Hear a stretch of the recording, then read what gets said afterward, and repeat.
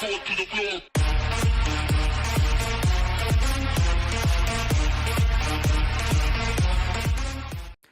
to Banggood.com for sending me out the new Full Speed Leader 3. This is the plug and play version, so you will need to buy your own receiver. Now, you don't get a battery and you only get one set of props. They're 3-inch props. They're HQ tri-blade props. You get a set of stickers and a nice battery strap and some Velcro to hold your battery in. I would recommend you use the Velcro because if you're in a crash, your battery is going to stay there and it's not going to go anywhere. The only downfall is there's no manual with the quadcopter. If you need to know any information about it, you'll either have to YouTube it or go on Full Speed's website. I'll put a link in the description below to find out more information about the quadcopter. Now, it's a 3-inch quadcopter, like I said, with 1106 4500 brushless motors, which is capable of using 2 to 4 cell lipos.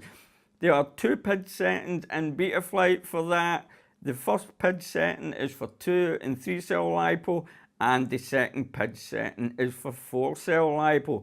Now, people have tried this with 4 cell lipos and have had their motors burn out. If you're going to try and run this quadcopter on 4 cell lipo, I would highly recommend you use 2.5-inch prop. Keep an eye on your motor temperatures, but that's up to you. I think 3 cell is plenty enough.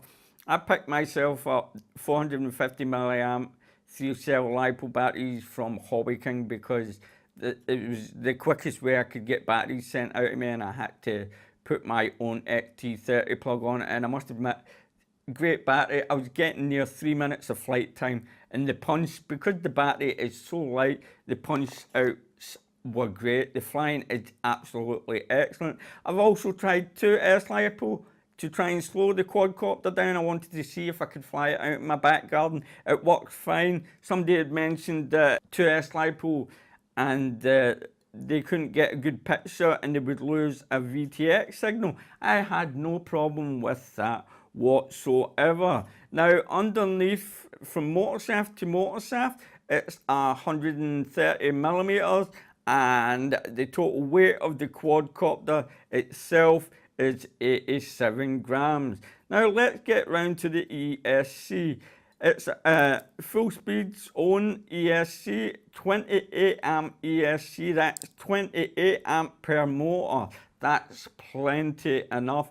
Running BL Hurley S with D-Shot 600 connected to the XT60 plug, as you see at the back. I've just hooked it up onto the arm because if it does crash, I don't want it tugging on those wires. You also get 2 LED lights and a buzzer at the back. You can change the LED light to the color of your choice in Betaflight, and I've got the buzzer set to a switch on my transmitter, so if I crash in long grass, I can find the quadcopter no problem whatsoever. The main flight controller board, yet again, everything is from Full Speed RC just about, is the F411 32 kilohertz capable gyro in here. But mine came set at 8K and 4K in Betaflight, and I'm just going to leave it at that because it's flying absolutely perfectly. If you want to change that, you'll need to head on over to Full Speed's website and check out the information there. I'll put the link in the description below, and also the Betaflight firmware is there as well, 3.3, 3.4 and 3.5, I do believe. Now, the receiver that I had put in the quadcopter is the FSD XM16 micro receiver. It was quite difficult to solder this up. I had to solder it up underneath the board to the S-bus port, and I used flux for it, and it just would not stick. It was really, really difficult. Now, I can solder, and I've used flux many a time, but oh wow, this was difficult. But I got there eventually. I didn't even need to take the quadcopter apart.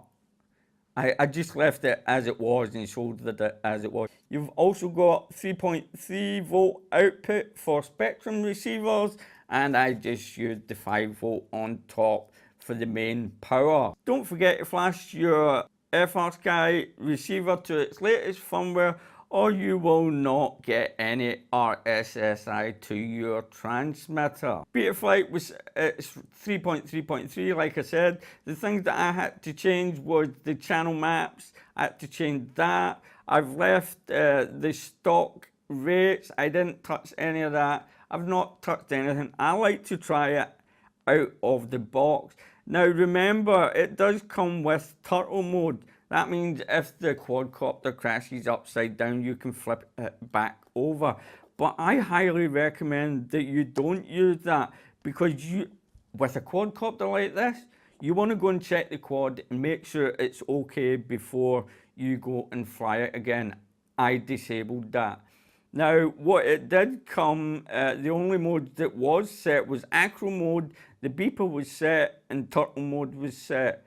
Whatever other modes that you want to choose, you'll need to go in and change them yourself, like horizon mode, angle mode, air mode, and so on. The only modes I use on most of my quadcopters are acro, air, and angle mode. That's it.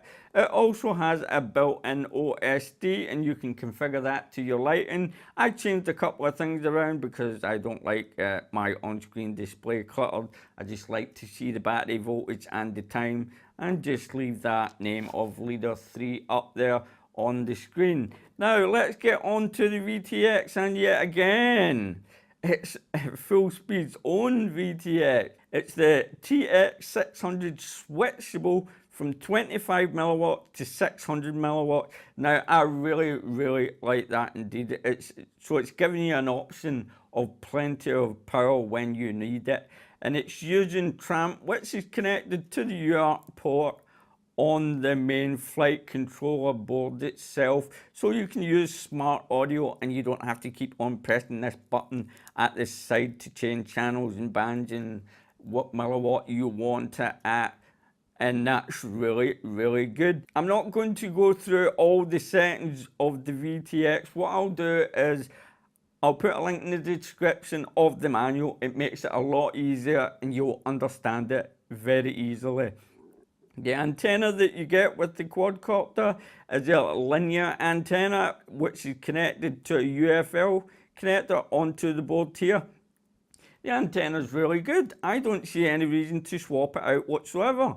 Very resilient in a crash. I would leave it as it is, but if you want to change it over, that is up to yourself. Now the VTX does come locked. The frequencies, some frequencies are locked, but to unlock those frequencies, it's really easy. All you have to do is plug the battery in, press and hold the button at the side for 20 seconds, unplug the battery, plug the battery back in, and that's the VTX totally unlocked, and you are open to all the bands and channels of the VTX. Now finally, let's get on to the camera. I tell you what, this camera is well stuck in there, and also be very careful.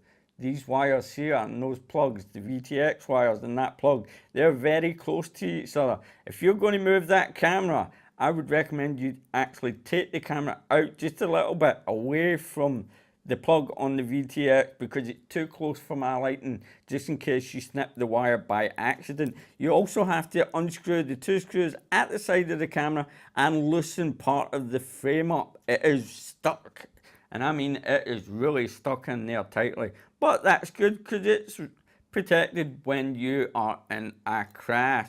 Now the camera itself is a Caddx Micro F1 camera. It's 2.1mm lens, I do believe, 1200 TVL CMOS camera with a 4.3 aspect ratio, and this is the NTSC version. Field of view is, I do believe, 160 field of view. It doesn't tell you that, but since it's a 2.1mm lens, I'm guessing it's 160 field of view. Now, all I can say about this quadcopter, this is nothing short of amazing.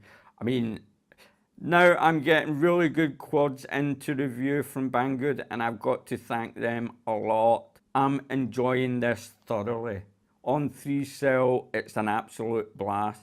You might not think it's moving fast, but believe me, my wife said it was just whizzing by. Very durable, great for beginners in angle mode, then they can just step up their game when they're ready to do so. That's all I have to say. It's a very well made quadcopter, apart from you don't get any extra props or batteries or whatnot, but that's no problem. Oh, and one more thing, you do not get the fin shaped 3D printed canopy with this. If you want to get it, I think you'll need to head on over to Full Speed RC and pick one up. Or Banggood will obviously sell one in the future, and they'll probably end up selling the binding fly version as well. That's all I've got to say about this quadcopter. I absolutely love it, and I'm going to be flying it and flying it and flying it. I only had about, I think about 8 flights on this. So if you see anything out of the ordinary, it is not the quadcopter, it's my flying. I still need a little bit more stick time to get used to this quadcopter. It's absolutely amazing, that's all I can say. Don't forget to check the link in the description below, because when you click that link, it always helps to support the channel, and all those links to the information on the VTX.